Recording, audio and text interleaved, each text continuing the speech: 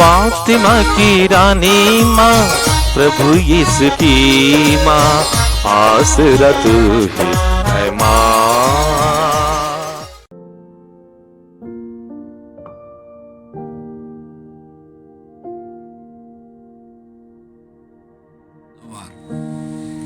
पहला पाठ नबी दानियल का ग्रंथ, अध्याय 5, पद संख्याएं 1 से 6, 13 से 14, 16 से 17, 23 से 28 तक। राजा बेलशस्सर ने अपने 1000 सामंतों को एक बड़ा भोज दिया। वह उन 1000 अतिथियों के साथ अंगूरी पी रहा था और उसने अंगूरी के नशे में सोने और चांदी के वे पात्र ले आने का आदेश दिया, जिन्हें उनके पिता नबूकदनेस्सर ने यरूशलेम के मंदिर से चुरा लिया था। वह अपने सामंतों, अपनी पत्नियों और उपपत्नियों के साथ उनमें पीना चाहता था। इसलिए यरूशलेम के मंदिर से चुराए हुए सोने चांदी के पत्र लाए गए और राजा अपने सामंतों, अपनी पत्नियों और उपपत्नियों के साथ उनमें पीने लगा। अंगूरी पीते समय वे सोने, चांदी, पीतल, लोहे, लकड़ी और पत्थर के देवताओं की प्रशंसा करते जाते थे। उस समय एक मनुष्य के हाथ की उंगलियां दिखाई पड़ी और वे दीपाधार के सामने राजभवन की पुती हुई दीवार पर कुछ लिखने लगी। राजा ने लिखने वाला हाथ देखा, उसका रंग उड़ गया, वह बहुत घबराया, उसके पैर कांपने और उसके घुटने एक दूसरे से टकराने लगे। जब दानियल राजा के सामने लाया गया तो राजा ने उससे कहा, क्या तुम दानियल हो, यूदा के उन निर्वासितों में से एक, जिन्हें राजा मेरे पिता यूदा से ले आए थे? मैंने तुम्हारे विषय में सुना है कि देवताओं का आत्मा तुम में विद्यमान है और यह कि तुम अंतर्ज्योति, विवेक और असाधारण प्रज्ञा से संपन्न हो। लोगों ने तुम्हारे विषय में मुझे बताया है कि तुम स्वप्नों की व्याख्या कर सकते और समस्याओं को सुलझा सकते हो। यदि तुम यह लेख पढ़कर इसका अर्थ समझा सकते हो तो तुम बैंगनी वस्त्र पहनोगे, गले में सोने का हार धारण करोगे और राज्य के तीसरे स्थान पर विराजमान होगे। दानियल ने राजा को यह उत्तर दिया, आप अपने उपहार अपने ही पास रखें और दूसरों को अपने पुरस्कार प्रदान करें। फिर भी मैं राजा के लिए यह लेख पढ़ूंगा और उन्हें उसका अर्थ समझाऊंगा। आपने स्वर्ग के प्रभु का विरोध किया, आपने उसके मंदिर के पात्र लाने का आदेश दिया, आपने अपने सामंतों, अपनी पत्नियों और उपपत्नियों के साथ उनमें अंगूरी का पान किया, आपने सोने, चांदी, पीतल, लोहे, लकड़ी और पत्थर के उन देवताओं की प्रशंसा की जो ना तो देखते हैं, ना सुनते और ना समझते हैं। आपने उस ईश्वर की स्तुति नहीं की जिसके हाथ में आपके प्राण और समस्त जीवन निहित है। इसलिए उसने यह हाथ भेजकर यह लेख लिखवाया। यह लेख इस प्रकार है, मने मने, तकेल और फरसीन। इन शब्दों का अर्थ इस प्रकार है, मने, ईश्वर ने आपके राज्य के दिनों की गिनती की और उसे समाप्त कर दिया।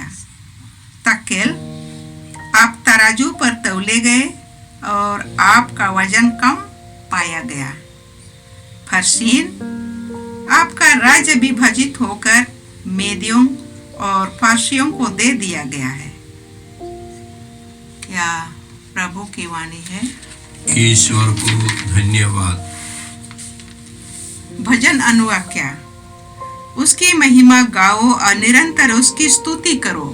उसकी महिमा गाओ और निरंतर उसकी स्तुति करो। सूर्य और चंद्रमा प्रभु को धन्य कहे, आकाश के नक्षत्र प्रभु को धन्य कहे। अनुवाक्या। उसकी महिमा गाओ और निरंतर उसकी स्तुति करो। उसकी महिमा गाओ और निरंतर उसकी स्तुति करो। वृष्टि और ओस प्रभु को धन्य कहे, पवन प्रभु को धन्य कहे। अनुवाक्या। उसकी महिमा गाओ और निरंतर उसकी स्तुति करो।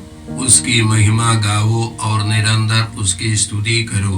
अग्नि और ग्रीष्म प्रभु को धन्य कहे, शीत और ग्रीष्म प्रभु को धन्य कहे। अनुवाक्या। उसकी महिमा गाओ और निरंतर उसकी स्तुति करो। उसकी महिमा गाओ और निरंतर उसकी स्तुति करो। जय घोष। अल्लेलुया। प्रभु कहते हैं, मृत्यु तक ईमानदार रहो और मैं तुम्हें जीवन का मुकुट प्रदान करूंगा। अल्लेलुया। प्रभु आप लोगों के साथ हो और आपकी आत्मा के साथ। संत लूकास के अनुसार पवित्र सुसमाचार। हे प्रभु तेरी महिमा हो। अध्याय 21 पद संख्याएं 12 से 19 तक। यीशु ने अपने शिष्यों से यह कहा, लोग मेरे नाम के कारण तुम पर हाथ डालेंगे, तुम पर अत्याचार करेंगे, तुम्हें सभागृहों तथा बंदी गृहों के हवाले कर देंगे और राजाओं तथा शासकों के सामने खींच ले जाएंगे। यह तुम्हारे लिए साक्ष्य देने का अवसर होगा।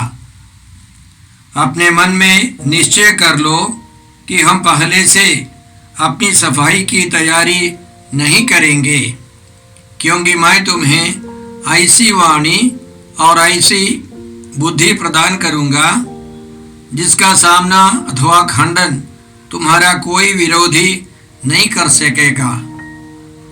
तुम्हारे माता पिता, भाई, कुटुंबी और मित्र भी तुम्हें पकड़वाएंगे।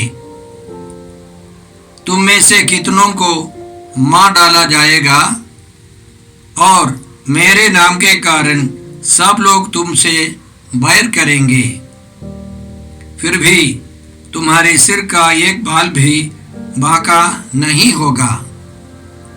अपने धैर्य से तुम अपनी आत्माओं को बचा लोगे। प्रभु का सुसमाचार। हे क्रिस्त तेरी स्तुति हो। यीशु क्रिस्त में प्रिय भाई और बहनों, आज का पहला पाठ नबी दानियल के ग्रंथ से है। अध्याय 5 से हम लोग सुन रहे थे। इसमें हमने सुना कि राजा बेलशस्सर ने 1000 सामंतों को भोज दिया। अंगूरी पीकर नशे में आने पर राजा ने आदेश दिया कि उसके पिता राजा नेबुकदनेस्सर ने जो सोने चांदी के पात्र यरूशलेम मंदिर से लूटे थे उन सबों को ले आओ। और उनमें सबों ने अंगूरी पी। नशे में आकर उन्होंने सोने, चांदी, पत्थर, लकड़ी की मूर्तियों को, उनके देवी देवताओं को बहुत आदर देने लगे, उनकी प्रशंसा करने लगे। तब उसने देखा, राजा बेलशस्सर ने देखा कि दीवार पर एक मनुष्य के हाथ की अंगुली प्रकट होकर कुछ लिखने लगा। और राजा उस लेख को देखकर डर गया और उसने बहुतों को बुलाया और अंतिम में दानियल को बुलाया। दानियल से पूछा कि तुम वही युवक हो जिसे मेरे पिता ने चुना था। सुना है कि तुम्हारे अंदर ईश्वर का आत्मा, स्वर्गीय ज्ञान सब विद्यमान है। तुम यदि मुझे इस लेख का अर्थ समझा दोगे, सोने चांदी का हार मिलेगा और बैंगनी वस्त्र मिलेंगे और साथ साथ राज्य के तीसरे स्थान पर तुम पहुंच जाओगे। माने प्रमोशन, पदोन्नति मिलेगी। तो दानियल ईश्वर के विशेष रूप से चुने हुए उस युवक ने तैयार होकर कहा, मैं इस लेख का अर्थ समझाऊंगा, क्योंकि आपने ईश्वर का आदर नहीं किया, सच्चे ईश्वर का तिरस्कार किया और यरूशलेम मंदिर के पवित्र पात्रों में आपने और आपकी पत्नियों ने, उपपत्नियों ने, अन्य सभी शरीफ समझने वाले लोगों ने उनमें अंगूरी पी ली है। सच्चे ईश्वर की आराधना के बदले झूठे ईश्वर की प्रशंसा की है। इसीलिए यह हाथ प्रकट होकर यह लिखने लगा और लेख इस प्रकार है, मने मने तकेल फरसीन। और दानियल ने समझाया, मने का मतलब है ईश्वर ने आपके राज्य के दिनों की गिनती की और उसे समाप्त कर दिया। ईश्वर ने आपके राज्य के दिनों की गिनती की और उसे समाप्त कर दिया। तकेल का मतलब है आप तराजू पर तौले गए और आपका वजन कम पाया गया। फरसीन का मतलब है आपका राज्य विभाजित होकर मेदियों और फारसियों को दे दिया गया है। माने ईश्वर के सामने वह तिरस्कृत हो गया है। राजा बेलशस्सर का राज्य विभाजित हो गया है। मेदियों और फारसियों को मौका मिलेगा, वे उस राज्य को अपनाएंगे। हम लोग आगे पढ़ते हैं।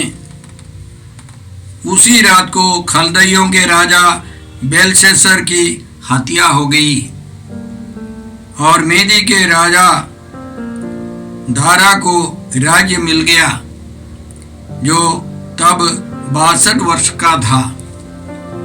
उसी रात को राजा बेलशस्सर की हत्या हो गई, वह मर गया और साथ साथ वह राज्य विभाजित हो गया, 2 टुकड़े कर दिया। तो आज के पाठों से, वचनों से हम लोग क्या सीखते हैं?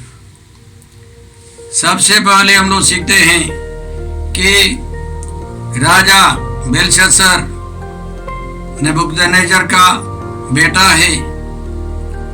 उस राज दरबार में रहने वाले महान युवक को नहीं पहचाना। दानियल राज दरबार में रहता था, राजा को अच्छे अच्छे उपदेश देते थे और राजा उसे बार बार मिलता था। बेलशस्सर का पिता। अब बेलशस्सर उस युवक को, उस ऑफिसर को, दानियल नामक ऑफिसर को नहीं पहचानता था। हमारे जीवन में भी इसी तरह कई लोग हैं, हमारे निकट रहने पर भी या हमारे माता पिता के परिचित, लेकिन हम ऐसे लोगों से अनजान रहते हैं। कई लोग हमारे सेंटर में आते हैं केवल चंगाई के लिए, केवल कुछ पैसा पाने के लिए, नौकरी के लिए, तबादले के लिए, पदोन्नति के लिए। उसके बाद वे लोग नहीं आते।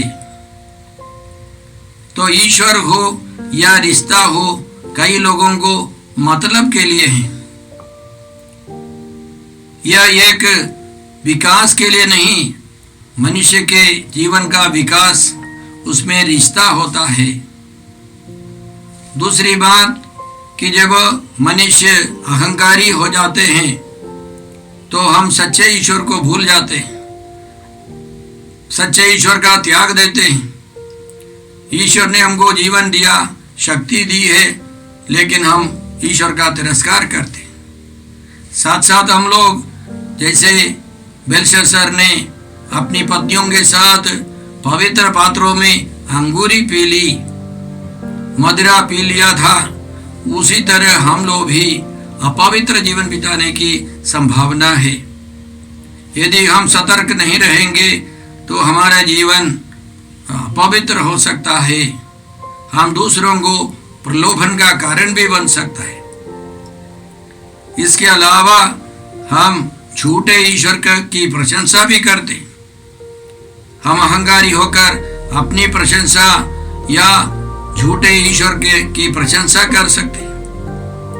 बेकार की बातों की चर्चा में हम लोग समय बिता सकते हैं। कई कारणों से हम लोग विनष्ट हो सकते हैं। उसी रात को उस राजा की हत्या होगी और राज्य दूसरे लोगों के हाथ में चला गया।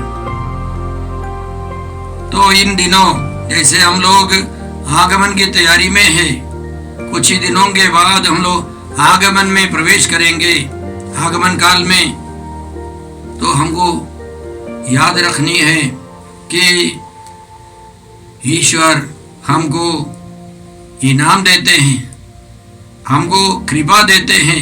यदि हम सच्चे ईश्वर की खोज में है, उनको समुचित आदर देंगे, उनकी आराधना करेंगे, तो ईश्वर हमारी रक्षा करेगा, हमें कृपा देगा।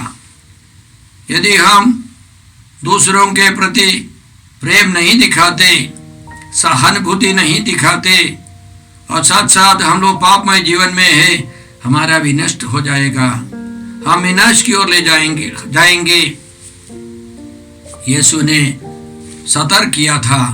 संत मत्ती के सुसमाचार के पहले प्रवचन में, संकरे द्वार से प्रवेश करो, चौड़ा है वह फाटक, विस्तृत है वह मार्ग जो विनाश की ओर ले जाता है, जो उस पर चलते हैं उनकी संख्या बड़ी है, किंतु संग्रह है वह द्वार और संकीर्ण है वह मार्ग जो जीवन की ओर ले जाता है, जो उसे पाते हैं उनकी संख्या बहुत थोड़ी है। तो इसलिए इस आगमन काल की तैयारी में हम राजा बेलशस्सर से सीखे।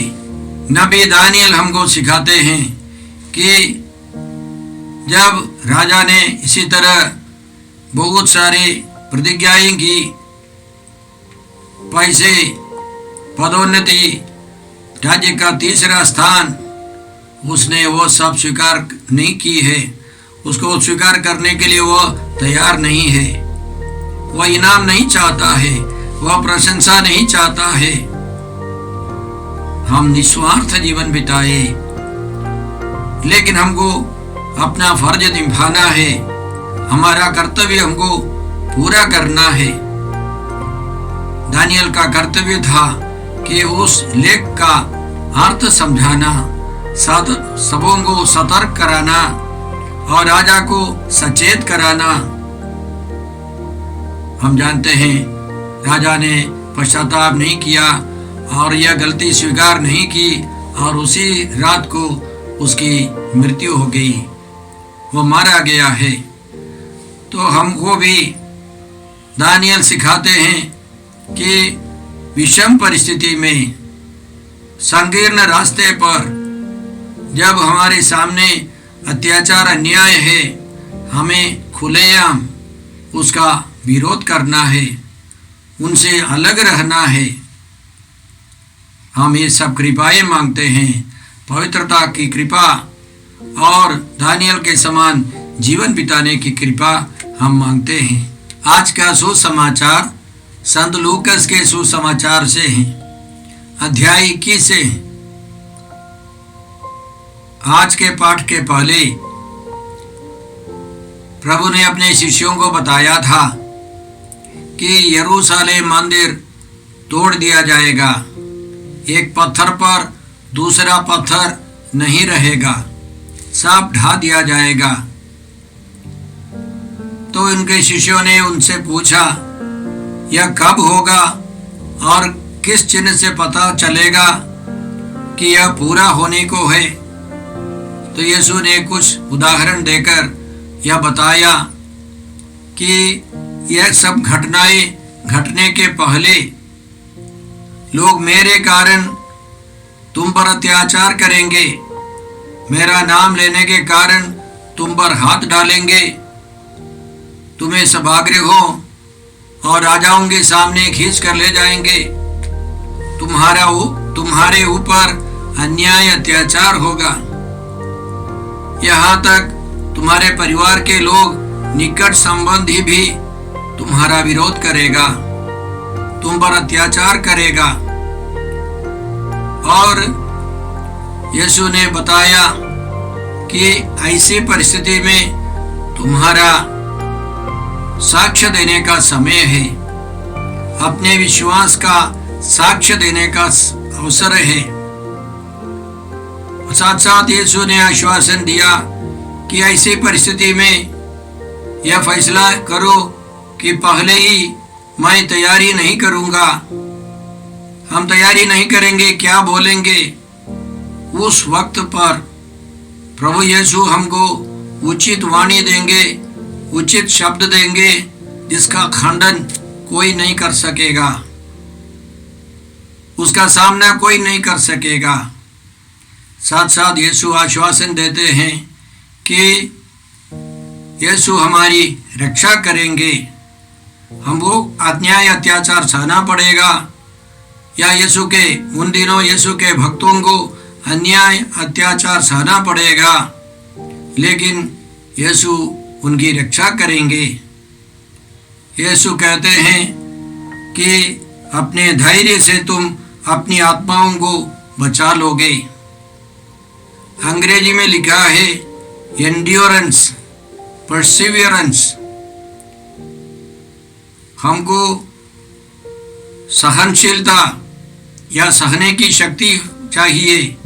धैर्य का मतलब हमें हिम्मत से दुखों को, कठिनाइयों को उठाना है, हमें स्थिर रहना है विश्वास में, तब हम अपनी आत्माओं को बचा पाएंगे। ये सब वास्तव में यीशु ने जो बताया वह मंदिर के विनाश की भविष्यवाणी थी। और उस भविष्यवाणी के अनुसार 40 साल के बाद, करीब 40 साल के बाद 70 ईस्वी में रोमी लोगों ने आकर पूरे शहर को जला दिया, यरूशलेम मंदिर को तोड़ दिया है। अब उसी जगह पर पत्थर नहीं है, सब ढा दिया गया। साथ साथ यीशु एक सामान्य रहस्य प्रकट करते हैं। यीशु के नाम के कारण केवल उन दिनों नहीं, सभी समय पर, सभी मौके पर, सभी सदियों में लोग अत्याचार करेंगे, यीशु के शिष्यों पर अन्याय करेंगे, लेकिन उन अवसरों में हमें साक्ष्य देने का मौका है, यह साक्ष्य देने का अवसर है। वो साक्ष्य सुनकर, वो साक्ष्य देखकर अनेक लोग विश्वास करेंगे।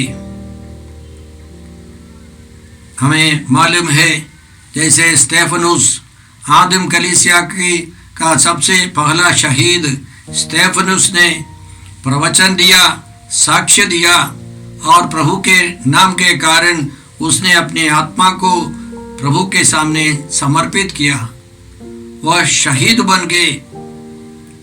आज भी इसी तरह है। उदाहरण के लिए हमारे सेंटर में एक परिवार आता है, वह एक विशेष गोत्र के सदस्य हैं। उस महिला को भारी बीमारियां झेलनी पड़ी और हमारे सेंटर में आकर प्रार्थना करने पर वह पूर्ण रूप से चंगी हो गई। उसके पति, उसके बच्चे सब प्रभु में विश्वास कर उन्होंने बपतिस्मा ग्रहण किया। जब वो पवित्र आत्मा से भर गई, उसने फैसला किया कि मेरे गोत्र के सभी लोग यह सच्चाई समझे। पहले वे लोग सब दारू पी करके लड़ाई झगड़ा करते थे, आपस में पति पत्नी के बीच में लड़ाई झगड़ा मारा मारी होती थी।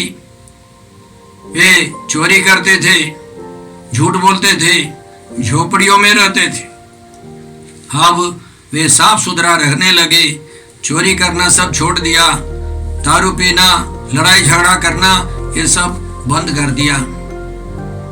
तो अब कुछ युवक लोगों ने शिकायत की, क्योंकि यह माइक के द्वारा प्रभु का प्रचार करती थी। वो अरेस्ट हो गई, पूरा परिवार थाने में।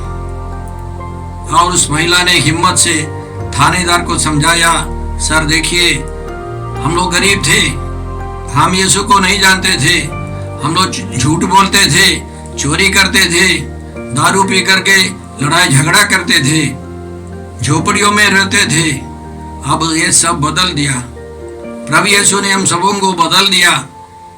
हम चोरी करने सब बंद करके इज्जत का जीवन बिताते हैं। जब हम लोग चोरी करते थे, हम लोग बेकार का जीवन बिताते थे, कोई शिकायत नहीं करते थे। जब उन्होंने ये सब सुना, उस थानेदार को आश्चर्य लगा इस महिला की बात सुनकर, और जिन्होंने शिकायत की वे सब आए और उनके सामने भी इस महिला ने अपना साक्ष्य दिया, उसके हस्बैंड ने साक्ष्य दिया। आप जिन्होंने जो शिकायतें की, उन्होंने खुद सबों के सामने स्वीकार किया कि वे सब निर्दोष है, इनको जाने दे। और वह महिला और उत्साही होकर प्रभु का प्रचार करती है। तो भाई और बहनों, पिछले 2000 सालों के अंदर यही प्रभु की रीति है, प्रभु की कृपा है। हम सबों को समय समय पर अन्याय अत्याचार सहना पड़ता है। हर एक व्यक्ति के जीवन में देखें, बहुत सारे काम है, हम सब व्यस्त रहते हैं, अपने अपने कामों में व्यस्त रहते हैं, दिन रात हम लोग मेहनत करते हैं। लेकिन प्रभु के भक्त प्रभु के नाम पर बड़ी खुशी से सारे दुखों को अपने ऊपर उठाते हैं। हम परसिवियर करेंगे, हम एंड्योर करेंगे, हम हिम्मत से दुख सहते जाएंगे। सहन की शक्ति, सहनशीलता, ये सब पवित्र आत्मा देता रहता है। दूसरों को क्षमा कर, दूसरों के तरफ से जो दुख आता है, हम हिम्मत से उठाकर आगे बढ़ते हैं। यह क्रिस्त भक्त की बुलाहट है।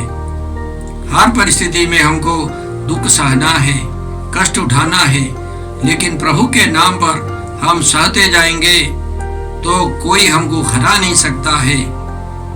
इसलिए हम लोग कृपा मांगते हैं। कुछ ही दिनों के बाद हम लोग आगमन काल में प्रवेश करेंगे, तो हम लोग प्रभु से कृपा मांगते हैं कि इस आने वाले आगमन काल में दिसंबर महीने में बड़े दिन के पहले हमारी आत्मा को हम लोग और उत्साह के साथ तैयार करें। हम राजा बेलशस्सर के समान नहीं, दानियल के समान जीवन बिताए, इज्जत से प्रभु के लिए, राष्ट्र के लिए जीवन बिताए। जैसे प्रभु यीशु ने हमें आश्वासन दिया है, उसी तरह हम लोग दुख संकट के सामने विचलित नहीं हो जाए, हम निराश नहीं रहेंगे, प्रभु की कृपा से उत्साही रहेंगे। यीशु ने वादा किया है, जो मेरा अनुसरण करना चाहता है वो आत्मत्याग करे, प्रतिदिन अपना क्रूस उठाकर मेरे पीछे हो ले। संत पौलुस हमें दिलासा देते हैं, यदि हम यीशु के साथ दुख भोगते हैं तो हम उनके साथ महिमान्वित होंगे। हम इस कृपा के लिए प्रार्थना करते हैं। हे अब्बा पिता, हे प्रभु यीशु, हे पवित्र आत्मा ईश्वर, आज के सारे पवित्र वचनों के लिए हम धन्यवाद देकर प्रार्थना करते हैं कि हम सब नबी दानियल के समान हिम्मत से, उत्साह से प्रभु के लिए जीवन बिता सके। हर संकट में हम लोग विचलित नहीं रहें, हम उत्साही रहें। संकट के समय हम लोग प्रभु के लिए साक्षी बन सके। हम यह प्रार्थना करते हैं प्रभु क्रिस्त के द्वारा। हमारे प्रभु यीशु क्रिस्त की कृपा, ईश्वर का प्रेम और पवित्र आत्मा का सहचर्य आप सबों को प्राप्त हो। आमीन। यीशु क्रिस्त में प्रिय भाई और बहनों, प्रभु यीशु ने हमें आदेश दिया है संसार के कोने कोने में जाकर सारी सृष्टि को सुसमाचार सुनाओ। सुसमाचार सुनने के लिए और सुनाने के लिए एक अच्छा मौका है। आप कृपया इस चैनल का सब्सक्राइब करें, लाइक करें, शेयर करें, बेल आइकन दबाएं ताकि यहाँ की नई वीडियोस की सूचना आपको मिलती रहेगी। साथ साथ आप दूसरों को भी प्रेरणा दें इसका सब्सक्राइब करने के लिए।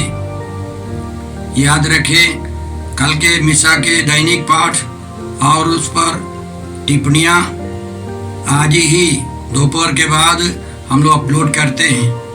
कृपया आज ही उसको सुनकर कल की तैयारी करें। प्रभु यीशु आपको और आपके परिवार को 100 गुनी आशीष देंगे। जय यीशु।